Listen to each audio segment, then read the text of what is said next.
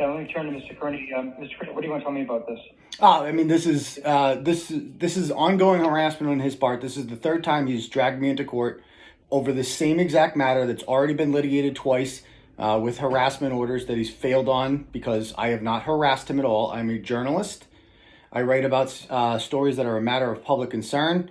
Mr. McAdam in early March was posting pictures, several pictures of himself with minors drinking alcohol and posting sexually charged messages. There are naked pictures on there that he's posted. He had 15,000 followers. He's somewhat of a public figure. So I wrote about it. Afterwards, I had multiple women follow up with me, and they alleged that Jeffrey McAdam sexually assaulted them. Several of them even provided pictures of him performing oral sex on a woman, which he posted on Instagram while the girl was sleeping. And so I wrote about this. I have not contacted Jeffrey McAdams in any way, shape, or form. This idea that I've called him on March 18th is completely made up. I don't have his phone number. As he admits on there, he claims it's a restricted number, which he is blaming on me with no evidence whatsoever, of course, but he's still, and he tried to use that to get the harassment order, and it failed because I've never called this individual my whole life. I've never come to his house. I've never threatened him. I've never sent people after him. I've never encouraged harassment. As a matter of fact, I wrote an entire blog doing the exact opposite, urging people to read the blogs and do not act on them. I certainly am not responsible for comments left by third parties on the website. Section 230 of the Communications Decency Act protects publishers. Obviously, you would not be liable for comments left by third parties on your website. For all I know, Jeffrey McAdam wrote those comments. They're completely anonymous. I have not harassed him at any time. I've certainly not threatened to bomb his home. I'm simply a reporter reporting on a man who is credibly accused by multiple women of sexual assault, and there are pictures of him. I would be more, if you'd like, I can show you the pictures of Mr. McAdam naked with several underage women drinking alcohol, if you'd like, if that's even pertinent. I think the matter here is whether or not I have harassed this individual, which I have not. I have not contacted this individual. We don't speak. We don't message. We don't email. We don't talk on the phone. I don't call. I don't harass. I don't do any of that. This is frivolous. This is ridiculous. And Mr. McAdam needs to stop wasting the court's time with this matter that's already been litigated twice.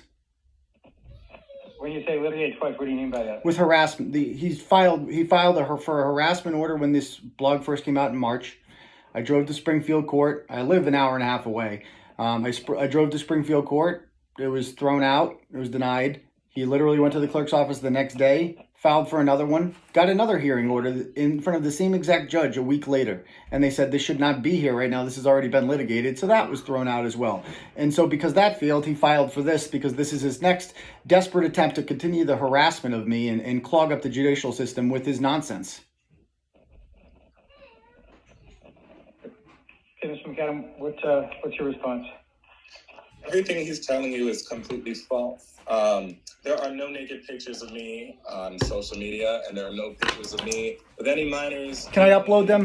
With drugs and alcohol. He used pictures of me actually back when I was a minor, or I was 18 years old.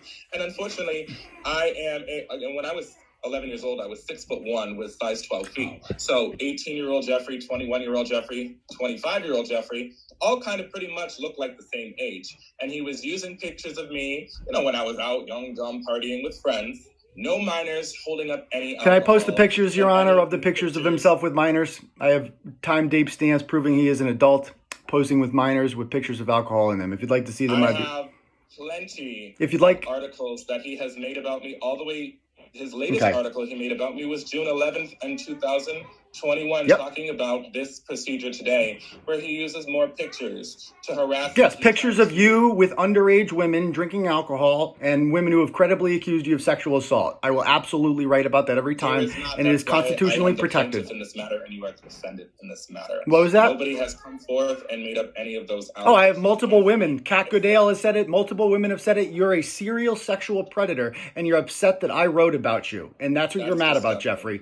Please stop. No, I'm not going to stop. I'm not going to stop exposing you. I expose rapists. That's what you are. Multiple women have accused you of that, including 𝗥𝗄𝗄𝗇, who you forgot to mention has an active restraining order out against you. You went to the police with this. They did nothing with it because no crime has been committed here. I am allowed to expose rapists on my website, which you are. I am not harassing you, Jeffrey. I don't contact you. I do not contact you, Jeffrey. Folks, speak to me. Don't yell at each other. Okay, Your Honor, I do not. The bottom line is to harass a person, you have to contact them. I have had no contact with this individual whatsoever. He has provided no evidence that I have contacted him whatsoever. This should be thrown out immediately. It is a waste of the court's time. I do have evidence that he's contacted me directly, as he has publicly posted it all over the internet on both his websites. Where's the evidence of that, Jeffrey? Let's see that evidence. All over the community in Western Mass towns. Let's see that evidence. Facebook, I have hundreds of people that have been making threats to kill me. That's not me, Jeffrey. I haven't directed anyone to kill you. This all ties into the conspiracy theories. There's no conspiracy. Yes, it is. No, I wrote about you because multiple women accused you of sexual assault. I have not contacted you. You have provided zero evidence to this court so far that I have contacted with you. If you have, I would like to show it. You messaged me. Jeffrey, contact. Okay, so you have no evidence. Your Honor, please. This is a waste of the court's time. He's refusing to provide any evidence that I have harassed him because it's a lie. I've never harassed this individual. There's a waste of everyone's time. What I'm going to do, hang on one second. I'm going to put you both back in the waiting room, and I want to get access to the criminal harassment, the 258E filings that Mr. McAdam has made. And I want to take a look at those, and then I'll come back to this hearing. All right? Okay. So don't go anywhere. I'm going to put you in the waiting room, and we'll come back to this.